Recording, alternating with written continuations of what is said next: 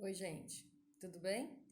Vamos continuar a nossa conversa sobre como observar morais e costumes, da Hersh Martineau, um livro que foi escrito em 1836 e publicado, a primeira edição, em 1838. Agora a gente já tem a versão dele em português, que foi publicada esse ano, e eu tive a oportunidade de traduzir e editorar essa publicação. Eu estava falando com vocês sobre o capítulo 1 da parte 2, que é exatamente o capítulo que vai falar sobre religião, na parte que fala sobre o que observar. Falei também no nosso último vídeo que a gente não pode pensar o como observar morais e costumes apenas como um tratado de metodologia. Ele é também um tratado de metodologia, mas ela vai fazer uma análise das instituições ali, algumas instituições, né, em particular, vai trazer alguns elementos interessantes sobre essas coisas que ela chama, né? Essas classes de fatos. E aí depois a gente volta nessa discussão sobre coisas, discursos, classes de fatos que eu já falei anteriormente.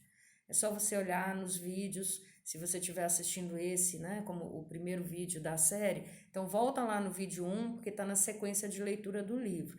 Essa é uma proposta de ler, também de comentar e de fazer o debate assincronamente também lá no meu canal no YouTube, que é o fernandah.c. Alcântara. Bom, eu ia falei sobre igreja, falei sobre clero, falei sobre superstições no nosso último vídeo. E aí eu já estava preparando aqui para falar sobre suicídio. E depois emendar já com noções morais gerais, que é o capítulo 2 dessa parte 2. Mas aí tem uma passagem nesse livro que eu acho que é bem ilustrativa da discussão que a Martineau faz sobre julgamento de valor, sobre viés, sobre bias. E aí, assim, quando eu li pela primeira vez, eu lembro que eu botei do lado, assim, no livro, né, na minha versão, antropologia. Uma discussão sobre a perspectiva antropológica e muito próxima do que a gente vê hoje, né, sobre uma análise antropológica. Mas é um livro do início do século XIX, então me chamou muito a atenção como é que ela tratou o tema. Isso eu estou falando sem deixar de lado a discussão de que essas barreiras entre antropologia, ciência política, sociologia, elas não são muito bem determinadas. Elas são fluidas. Então, não estou dizendo aqui que a partir desse extrato, né, o vínculo era antropológico e não sociológico, não é isso que eu estou fazendo. Eu acredito piamente que a Martineau, em todos esses temas que ela elabora, ela entende que todos eles são afetos à ciência da sociedade. E aí, para Martineau, talvez não fizesse nenhum sentido essa divisão que a gente tem hoje, antropologia, sociologia e ciência política, porque ela pensava a ciência da sociedade como que a gente pensa hoje as ciências sociais, né? Englobando essas, mais a metodologia, e isso vai mudar de país para país.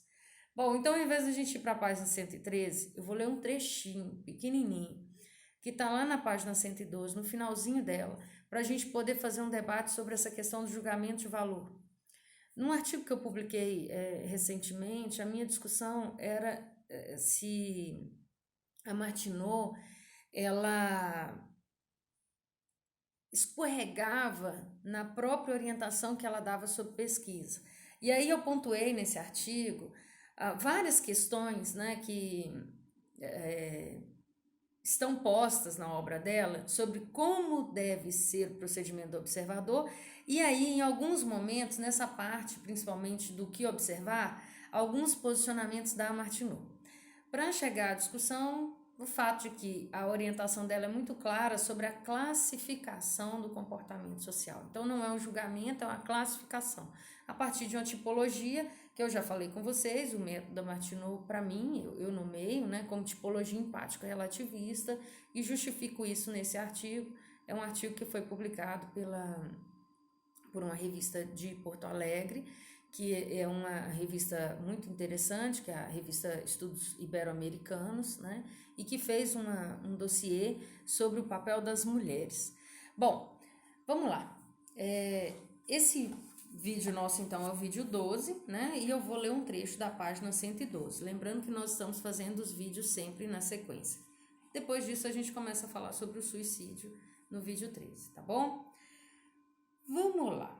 O único filho de dois pobres selvagens morreu. Os pais pareciam inconsoláveis, e o pai rapidamente mergulhou debaixo de sua tristeza.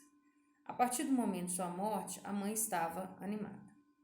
Ao ser perguntada sobre o que a tinha animado, ela disse que tinha lutado pela solidão de seu filho no mundo dos espíritos. Agora, ele tinha seu pai com ele, e ela estava feliz por ambos.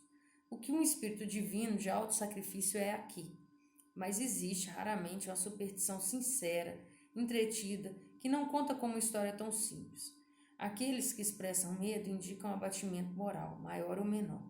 Aqueles que expressam confiança e amor indicam mais ou menos elevação moral e pureza. Vamos lá. Isso é o último trechinho do tópico superstições, que está dentro daquele tópico religião, né, do capítulo 1 do O que Observar, que é a parte 2 do livro Como Observar Morais e Costumes. Ela dá um exemplo sobre como ela fala uma família de pobres selvagens.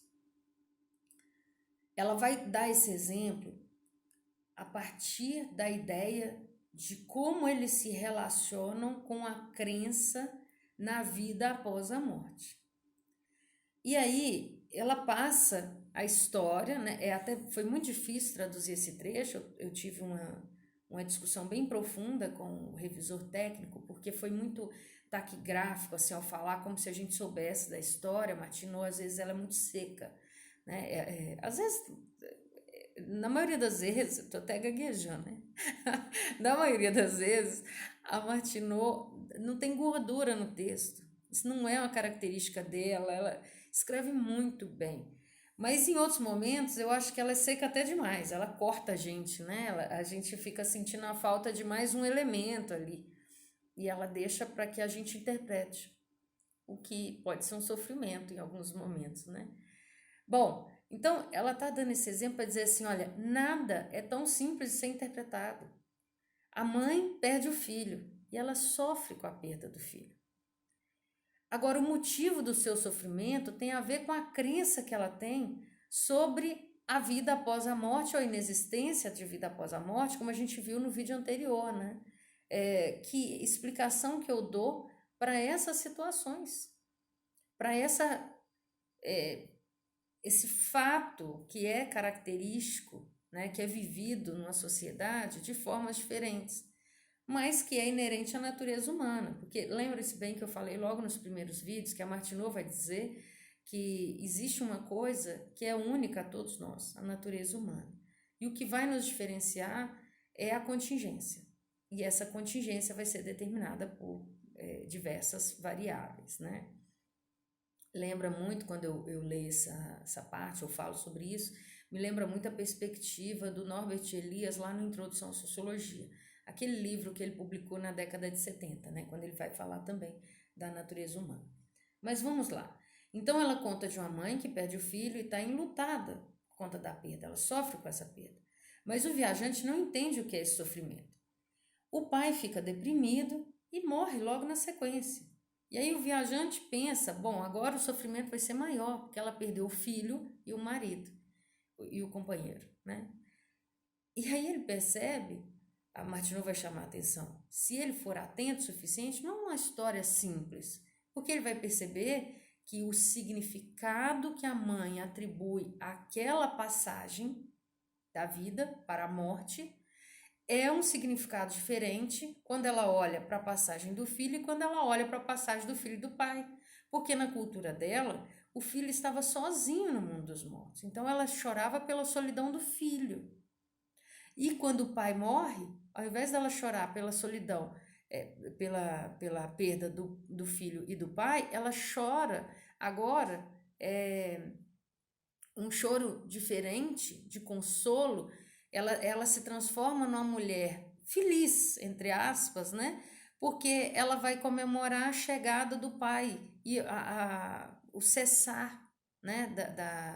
da solidão do filho. Então, a perda dela é uma perda diferente da nossa, né? Ela significa essa perda de uma forma diferente da nossa. Essa passagem me toca muito, é muito interessante sobre como a Martineau vê